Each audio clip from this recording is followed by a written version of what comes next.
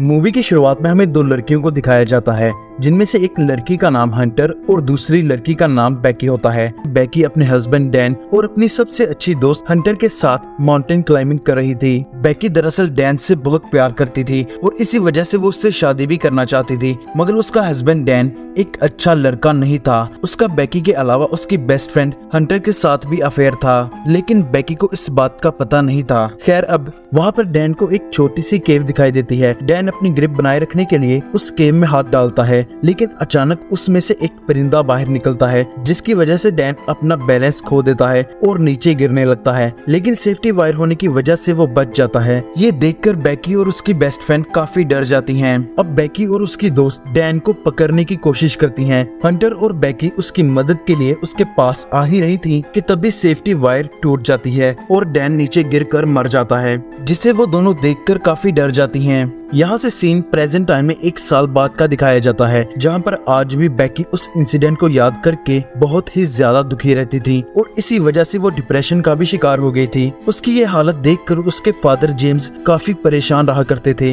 वो बेकी को ये इंसिडेंट भूल जाने को कहते और उसे समझाने की कोशिश करते हैं कि बेटा, मैं जानता हूँ कि तुम बहुत सैड हो, तुम्हें इस इंसिडेंट को भूल जाना चाहिए। मैंने तुम्हें पहले भी काफी दफा बताया था कि डैन एक अच्छा लड़का नहीं है, उसके दूसरी लड़कियों के साथ भी अफेयर हैं, पर तुम मेरी बात नहीं मानी और अब अगर वो मर चुका है तो तुम्हें उसे बुला देना चाहिए। बेकी के फादर उसे कहते हैं कि देखो बेटा, तुम मेरी बेटी हो और मुझे तुम्हारी फिक्र है, मैं तुम्हें कुछ नहीं कहूँगा, बस मुझे इतना बता दो कि अगर डैन की जगह तुम उस माउंटेन पर क्लाइंब कर रही होती और नीचे गिरने की वजह से तुम्हारी मौत हो गई होती, तो क्या डैन तुम्हारी तरह परेशान रहा करता? जितना मैं उस लड़के को जानता था वो तो अब तक तुम्हें बुला चुका होता। अब इस पर बेकी कोई रिप्लाई नहीं देती और अपने घर की तरफ जाने लगती है। अब घर आकर बेकी दोबारा से काफी परेशान होने लगती है और अपने हस्बैंड डैन को मिस करने लगती है। वो इसी दुख में डैन के नंबर पर कॉल करती है, मगर उसका नंबर अब बंद जा रहा था। ये देखकर वो और भी ज्यादा परेशान हो जाती है और बेकी अपनी लाइफ से तंग आकर बहुत सारी नींद की गोलियां एक ही साथ खाकर मरने की कोशिश करती है, लेकिन उसी वक्त उसके फोन पर हंटर की कॉल आ जाती है, जिससे वो बच जाती है। अगले दिन हंटर उसके घर जाती है और बेकी को उस इंसिडेंट से बाहर निकालने के लिए उसको कहती है कि उसने एक टावर पर क्लाइंब करने का प्लान बनाया है और जिसमें तुम मेरे साथ क्लाइंबिंग के लिए चल रही हो। अब हंटर बखूबी जानती थी कि बेकी को एडवेंचर प्लेसेस पर जाना बहुत पसंद है और काफी अरसे से उसने कोई एडवेंचर भी नहीं किया। बेकी जो उस वक्त काफी परेशान थी, इसलिए वो हंटर को क्लाइंबिंग करने से मना कर देती है और उसे कहती है कि डैन के जाने के बाद अब मैं ये नहीं कर सकती, मुझसे ये नहीं हो पाएगा। हंटर उसे मनाने की कोशिश करती है, मगर बेकी उसकी एक नहीं सुनती। लेकिन अगली सुबह जब वो किचन में रखी अपनी मेडिसिन लेने जाती है तो वो थोड़ा सोचते हुए डिसाइड करती है कि मेरे लिए बेहतर यही है कि मैं अपने हस्बैंड को भूल जाऊं। इसलिए वो अपनी दोस्त हंटर के साथ क्लाइंब करने के लिए एग्री हो जाती है कि वो अपनी दोस्त के साथ क्लाइंबिंग करने जाएगी। उसके बाद हंटर और बेकी दोनों उस टावर की तरफ निकल जाते हैं और वो दोनों अपने सफर को एंजॉय करने लगते हैं। रास्ते में बेकी हंटर के फोन में उसकी कुछ पुरानी तस्वीरें देखती है और वो उसके मोबाइल फोन पर स्क्रॉल करने लगती है। जैसे ही वो स्क्रॉल करते हुए आगे और फोटोज को देखती है तो वो हंटर की एक फोटो में नोटिस करती है कि हंटर के कंधे पर एक लड़के का हाथ था। बेकी हंटर से उस लड़के के बारे में पूछती है, लेकिन हंटर उसे कुछ भी नहीं बताती। दरअसल वो हाथ डैन का था, जो बेकी का हस्बैंड होने के बावजूद भी उसकी बेस्ट फ्रेंड के साथ चक्कर चला रहा था। तभी यहाँ बेकी के फोन पर उसके फादर की कॉल आ जाती है, लेकिन वो उनकी कॉल रिसीव नहीं करती, क्योंकि पिछली रात को बेकी के फादर ने डैन को एक बुरा लड़का कहा था और ये कहा था कि डैन दूसरी लड़कियों के साथ भी अफेयर्स रखता था, जो कि बिल्कुल सच था। मगर बेकी को इस बारे में कुछ भी पता नहीं था, इसलिए वो अपने फादर से नाराज थी। काफी देर ड्राइव करने के बाद वो एक होटल में रात गुजारने के लिए रुकते हैं। डिनर करते वक्त बेकी को पता चलता है कि हंटर अब एक यूट्यूब व्लॉगर है और यूट्यूब व्लॉगिंग से ही अपना ट्रैवलिंग का खर्चा निकालती है। इसी दौरान बेकी की नजर विंडो के बाहर उस टीवी टावर पर पड़ती है, जहाँ पर दोनों का जाने का प्लान था। हंटर बेकी को बताती है कि ये टावर यूनाइटेड स्टेट का चौथा सबसे ऊंचा टावर है। वहाँ बेकी के मोबाइल की बैटरी लो थी, जिससे हंटर अपनी समझदारी से लैंप से बल्ब निकालकर किसी तरह उसमें हंटर का चार्जर फिट कर देती है, जिससे हमें ये पता चलता है कि हंटर को इलेक्ट्रिकल चीजों के बारे में काफी नॉलेज है। अब रात को जब बेकी सो रही थी तो उसे ख्वाब आता है कि उसका हस्बैंड उसके साथ है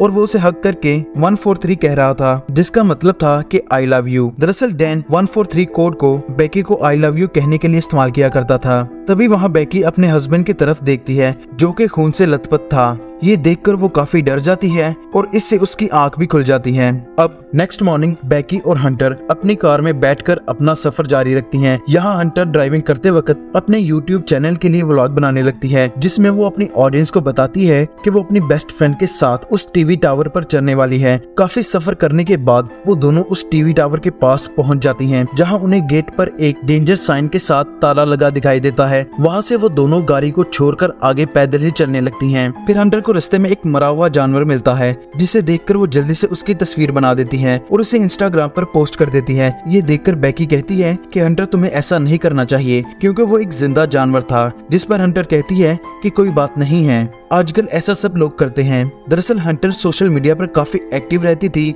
और इसके साथ साथ वो सोशल मीडिया पर कुछ लाइक्स लेने के लिए मुख्तलिफ किस्म के स्टंट्स किया करती थी। खैर वो फिर से पैदल अपना सफर जारी रखते हैं और ऐसे ही वो कुछ देर के बाद वो टावर के करीब पहुंच जाती हैं। यहाँ पर हंटर अपना व्लॉग बनाना बंद कर देती है। वहीं बेकी टावर की ऊंचाई देखकर डरने लगती है और उसे लगता है कि वो उसकी क्लाइंबिंग नहीं कर पाएगी, क्योंकि डैन वाले इंसिडेंट के बाद उसने कभी इतनी ऊंचाई का सामना नहीं किया था। लेकिन हंटर उसे अपना डर दूर करने का कहती है, जिसके बाद हंटर सेफ्टी रोप को उसके कमर से बांधकर टावर के ऊपर चढ़ना शुरू कर देती है। ये टावर काफी पुराना हो चुका था, जिस पर बुरी तरह से जंग लगा हुआ था। उस टावर की सीढ़ियां हिल रही थीं। यहाँ ये काफी ऊपर तक चढ़ चुकी थी कि तभी बेकी के हाथ से सीढ़ी का एक पुराना हिस्सा टूटकर नीचे गिर जाता है, जिससे बेकी थोड़ा डर जाती है। लेकिन वो हिम्मत करके फिर से उस टावर के ऊपर चढ़ने लगती है। ऐसे ही आहिस्ता आहिस्ता वो आधे टावर तक पहुंच जाती है। 1000 फीट की बुलंदी पर शहर काफी छोटा दिखाई देता है। ये दोनों यहाँ पर कुछ देर आराम करती हैं और पानी पीने के बाद फिर से क्लाइंबिंग करने लगती हैं। थोड़ी ही देर बाद वो 1800 फीट तक ऊपर पहुंच चुकी थी और अब उन्हें सिर्फ 200 फीट ऊपर और चढ़ना था। बेकी इतना ऊपर आने के बाद डरने लगती है, क्योंकि वहाँ हवा काफी तेज चल रही थी। वो हंटर से कहती है कि अब उन्हें वापस नीचे जाना चाहिए, लेकिन हंटर उसे बोलती है कि अब इतनी ऊपर आकर उन्हें हार नहीं माननी चाहिए। जिसके बाद वो वापस ऊपर चढ़ने लगती है। इसी दौरान सीढ़ी के पुराने नट बोल्ट्स एक एक करके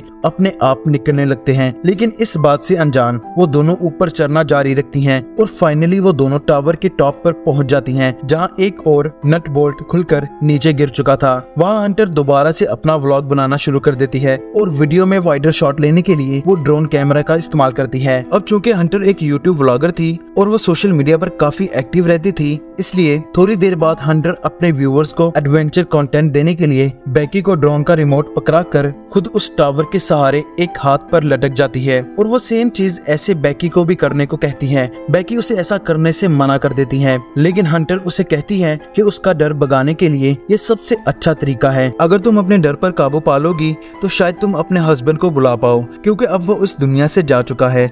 हंटर अगरचे बेकी को चीट कर रही थी, लेकिन फिर भी वो बेकी की एक अच्छी और सच्ची दोस्त थी जो हमेशा अपनी फ्रेंड का भला सोचती। हंटर बेकी को किसी तरह वहाँ पर कन्विंस कर लेती है और बेकी वो खतरनाक स्टंट करने के लिए एग्री हो जाती है। जिसके बाद बेकी हंटर का हाथ पकड़कर वही सेम स्टंट करती है और हंटर उसकी सेल्फी लेने लगती है। उसके बाद बेकी वापस से ऊपर आ जाती है। यहाँ पर बेकी अपने हस्बैंड डैन की अस्थियों को लेकर आई थी और डैन को याद करते हुए वो अस्थियों को वहाँ पर उड़ा देती है। इस मोमेंट पर वो दोनों काफी इमोशनल हो जाती हैं, क्योंकि उन दोनों ने डैन के साथ काफी अच्छा टाइम स्पेंड किया था और वो अपने हर एडवेंचर पर डैन को साथ लेकर जरूर जाती थी। फिर उसके बाद वो डिसाइड करती हैं कि अब उनको वापस जाना चाहिए, इसलिए वो सेफ्टी वायर को खुद से कनेक्ट कर लेती हैं और बेकी नीचे जाना शुरू कर देती है। लेकिन जैसे ही वो पहला कदम सीढ़ी पर रखती है तो सीढ़ी टूट जाती है और बेकी सीढ़ी के साथ ही नीचे गिरने लगती है। लेकिन हंटर बड़ी मुश्किल से उसे पकड़कर ऊपर खींच लेती है। बेकी क्योंकि मौत के मुंह से बाहर आई थी, इसलिए वो जोर जोर से डर के मारे रोने लगती है।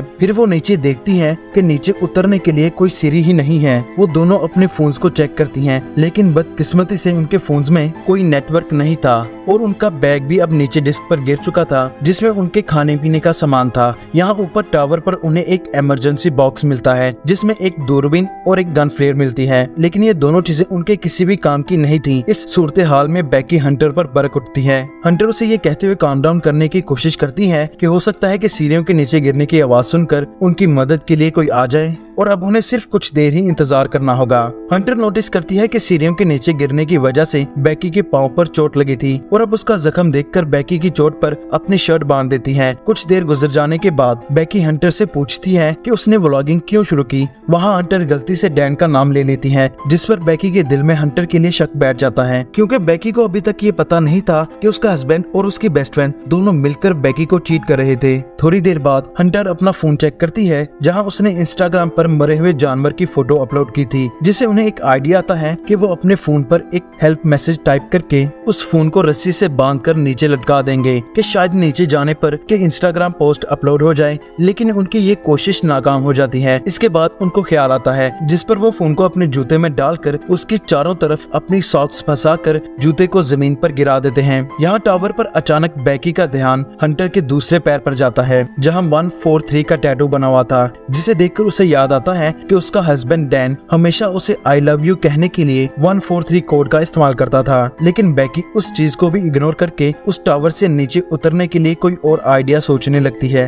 थोड़ी देर बाद उनको दूरबीन से टावर के पास कोई आदमी गुजरता दिखाई देता है। उसे देखकर वो दोनों मदद के लिए चिल्लाने लगती हैं, लेकिन इतनी ऊंचाई से आवाज नीचे नहीं जाती। यहाँ हम देखते हैं कि हंटर ने जो फोन जूते में डालकर नीचे फेंका था वो पूरी तरह से टूट चुका था और उनका ये प्लान भी फेल हो चुका था। ये देखकर वो आदमी वहाँ से जाने लगता है। बेकी हेल्प के लिए चिल्लाते हुए उस आदमी पर जूते फेंक देती है ताकि उसका ध्यान ऊपर की तरफ आ जाए, लेकिन वो आदमी ये नोटिस नहीं करता क्योंकि वो किसी से कॉल पर बात कर रहा था। इसके बाद बेकी वो गन फ्लायर चलाने लगती है, लेकिन हंटर उसे गन फ्लायर चलाने के लिए मना कर देती है कि अभी दिन का वक्त है, इसलिए किसी को भी गन फ्लायर चलाने का पता नहीं चलेगा। इसके बाद वो दो आदमियों को वहाँ थोड़ी दूर से देखती हैं जो वहाँ पार्टी करने के लिए आए थे। उन्हें देखकर दोनों डिसाइड करती हैं कि थोड़ा अंधेरा होने पर वो उस गन फ्लायर का इस्तेमाल करेंगी ताकि वो लोग उनको नोटिस कर सकें। थोड़ी देर बाद रात होने पर बेकी उस गन फ्लायर का इस्तेमाल करती है, जिससे वो दोनों आदमी उनको देख लेते हैं। यहाँ पर वो दोनों अपना हाथ हिलाकर जोर जोर से चिल्लाने लगती हैं ताकि वो उनकी मदद करें। उसके बाद वो दोनों देखती हैं कि वो दोनों आदमी हंटर की कार के पास जा रहे थे, जिसे देखकर वो दोनों काफी खुश हो जाती हैं। लेकिन वो दोनों आदमी उनकी मदद करने की बजाय उनकी कार चुराकर वहाँ से भाग जाते हैं। ये देखकर वो दोनों काफी सैड हो गई थी और उन्हें कोई आइडिया भी नहीं था आ रहा। यहाँ पर हंटर बेकी से उसके पैर के टैटू के बारे में आखिरकार पूछ ही लेती है, जहाँ हंटर ये कन्फेस करती है कि उसका डैन के साथ 6 माह तक अफेयर रहा था और उसके लिए वो उससे माफी भी मांगती है। हंटर बताती है कि डैन उसे अच्छा लगता था और वो उससे काफी प्यार भी करती थी, लेकिन डैन बेकी से ज्यादा प्यार करता था, इसलिए उसने जल्दी ही डैन से ब्रेकअप कर लिया। बेकी ये सुनकर और भी डिसअपॉइंट हो जाती है कि उसकी बेस्ट फ्रेंड और उसके हस्बैंड दोनों ही उसे चीट कर रहे थे। अगली सुबह बेकी फोन चेक करती है, जहाँ उसे पता चलता है कि उस टावर पर चढ़े हुए उनको 24 घंटे गुजर गए थे। अब क्योंकि उन्हें काफी भूख और प्यास भी लग रही थी, इसलिए हंटर डिसाइड करती है कि वो नीचे डिस्क पर जाकर अपना बैग लेकर वापस आएगी। इसलिए वो सेफ्टी रोप को टावर से बांधकर नीचे उतरने लगती है, लेकिन डिस्क से थोड़ी ही दूर पर वो रस्सी छोटी पड़ जाती है, जिससे हंटर उस बैग तक नहीं पहुंच पाती। उसके पास कोई और रास्ता नहीं था, इसलिए हंटर अपने साथ बड़ी रस्सी खोलकर डिस्क पर कूद जाती है। वो बैग को उठाकर उसमें पानी वाली बोतल निकालकर पीने लगती है। उसके बाद वो अपनी सेफ्टी स्टिक की मदद से बैग को रस्सी से लटका देती है और खुद भी कूदकर उस रस्सी को पकड़ लेती है। बेकी उसे ऊपर खींचना शुरू कर देती है और हंटर भी ऊपर चढ़ने लगती है। हंटर ऊपर पहुंचने ही वाली थी कि उसके हाथ से रस्सी फिसल जाने की वजह से वो तेजी से नीचे गिरने लगती है। ये मंजर देखकर बेकी की सांस फूलने लगती है, क्योंकि वो अपने हस्बैंड डैन को खोने के बाद अपनी बेस्ट फ्रेंड को भी खोना नहीं चाहती थी। लेकिन जैसे ही बेकी खौफ की हालत में नीचे देखती है तो हंटर नीचे रस्सी पर लटकी हुई थी। फिर बेकी अपनी पूरी ताकत से उसे ऊपर खींच लेती है। यह हंटर ऊपर आ तो गई थी, पर इस सीन में इस मूवी का सबसे बड़ा ट्विस्ट छिपा था, जिसमें इस मूवी का सारा खुलासा है। और वो ट्विस्ट क्या है ये पता चलेगा आपको इस वीडियो के आखिर में। खैर कुछ देर बाद बेकी को एक आइडिया आता है कि वो हेल्प नोट ड्रोन में फंसा कर पास ही होटल में पहुंचाने की कोशिश करती है, लेकिन ड्रोन में ज्यादा बैटरी ना होने की वजह से बेकी अख्तियातन ड्रोन को वापस पकड़ लेती है और फिर वो दोनों अपने आप को उस टावर पर हेल्पलेस फील करती हैं। रात को बेकी को एक बहुत खौफनाक ख्वाब आता है, जिसमें वो देखती है कि टावर पर हंटर की मौत हो जाती है और गिद्ध हंटर के जिस्म को खा रहे हैं। इससे वो काफी ज्यादा डर जाती है कि ये जस्ट एक बुरा ख्वाब था। अगले दिन बेकी को एक आइडिया आता है कि वो टावर के ऊपर लगी लाइट से ड्रोन को चार्ज कर सकती है। इसके बाद जब बेकी टावर की लाइट से जैसे ही अपने ड्रोन को चार्ज करने लगती है तो उसे मालूम होता है कि वो प्लग काफी लूज है। फिर उसे हंटर का वो आइडिया याद आ जाता है जिससे उसने होटल में लैंप की मदद से बेकी का फोन चार्ज किया था। इसलिए बेकी अपनी वेडिंग रिंग निकाल कर उसकी मदद से वो ड्रोन चार्ज करने लगती है। इसलिए बेकी को मजबूरन उस लाइट पर लटके हुए ड्रोन को चार्ज करना पड़ता है। ड्रोन की बैटरी जब तक पूरी नहीं होती बेकी उस पोल से लटके हुए उस प्लग को पकड़े रखती है। इससे उसके हाथ सुन पड़ जाते हैं। और तो और उससे भी बुरी सिचुएशन ये थी कि अब वहाँ काफी सारे गिद्ध उन पर हमला कर रहे थे, जिससे बेकी के हाथ से वो बैग नीचे गिर जाता है। नीचे गिरते वक्त वो बैग हंटर के बिल्कुल करीब से गुजरता है, मगर वो उस बैग को पकड़ने की जरा भी कोशिश नहीं करती, जबकि वो आसानी से उस बैग को पकड़ सकती थी जिसमें उनके खाने पीने की सारी चीजें थी। अब हंटर ने ऐसा क्यों किया ये हम जानेंगे इस वीडियो के आखिर में। थोड़ी देर तक ड्रोन की बैटरी फुल चार्ज हो जाती है। उसके बाद बेकी नीचे आ जाती है और वो ड्रोन को होटल तक पहुंचाने की कोशिश करती है, लेकिन जब वो ड्रोन होटल तक पहुंचने ही वाला तो उसकी टक्कर एक ट्रक से हो जाती है और वो ड्रोन टूट जाता है। ये देखकर वो और ज्यादा डर जाती है क्योंकि अब उनके पास बचने के तकरीबन सारे ही रास्ते बंद हो चुके थे और वो थकी हारी उस टावर पर हार मानकर बैठ जाती है। रात के वक्त वहाँ पर तूफान चलने लगता है जिनसे उनका बचना और भी ज्यादा मुश्किल हो जाता है। यहाँ पर बेकी को बहुत तेज नींद भी आ रही थी, लेकिन हंटर उसे सोने नहीं देती क्योंकि सोते ही गिद्ध उन पर हमला करने लगते हैं। उसके बाद बेकी हंटर से उसका दूसरा जूता भी मांगती है ताकि उसमें अपना फोन डालकर वो नीचे फेंक सके, लेकिन हंटर उसे जवाब देती है कि उसका जूता तो नीचे डिस्क पर ही पड़ा है। यहाँ कहानी में एक बड़ा ट्विस्ट आता है और हमें पता चलता है कि जब हंटर नीचे डिस्क पर कूदी थी तो उसकी वही डिस्क पर गिरने की वजह से मौत हो गई थी और इसके बाद बेकी अकेले ही सरवाइव कर रही थी। बेकी को दरअसल हेलुसिनेशंस होने लगी थी जिसमें वो मुसलसल हंटर की मौजूदगी को इमेजिन कर रही थी। रात में तूफान से जान बचाने के बाद बेकी अपने फादर के लिए एक वीडियो मैसेज रिकॉर्ड करती है जिसमें वो ये बताती है कि वो वापस घर आपके पास आना चाहती है। और दूसरी तरफ बेकी के फादर भी अपनी बेटी को लेकर काफी परेशान थे। अगली सुबह बेकी जब उस टावर पर सोई हुई थी तो एक गिद्ध आकर उसके जख्म से उसका मांस खाने लगता है, लेकिन अब उसे क्योंकि काफी भूख भी लग रही थी इसलिए वो गिद्ध को जोर से पकड़कर टावर की मेटल पर मारकर उसका मांस खाने लगती है, जिस वजह से उसमें थोड़ी सी जान आ जाती है। इसके बाद वो रस्सी से उस डिस्क पर उतरती है जहाँ उसे हंटर की लाश मिलती है। बेकी अपने फादर जेम्स को एक मैसेज टाइप करती है कि वो उस टावर पर फंसी है और इसलिए वो उसकी मदद करें। बेकी अपना मोबाइल हंटर के जूते में डालकर हंटर की डेड बॉडी में घुसाकर उसे नीचे फेंक देती है। इसी रात बेकी के फादर जेम्स को उसका मैसेज भी रिसीव हो जाता है और वो जल्दी से पुलिस को कॉल करके टावर तक पहुंचता है। लेकिन वहां जाकर वो देखता है कि पुलिस वहां एक डेड बॉडी को कवर कर रही थी। उसे लगता है कि वो बॉडी उसकी बेटी की है जो कि अब इस दुनिया में नहीं रही, लेकिन अचानक उसे अपनी बेटी पुलिस की कार के पास दिखाई देती है। उसके बाद वो दोनों एक दूसरे को गले लगा लेते हैं और इसी के साथ ये सस्पेंस से भरी मूवी वहीं पर खत्म हो जाती है। दोस्तों, अगर आपको ये एक्सप्लेनेशन अच्छी लगी हो तो इस वीडियो को लाइक जरूर करना और ऐसे ही मजेदार वीडियोस की एक्सप्लेनेशन देखने के लिए चैनल को जरूर सब्सक्राइब करना।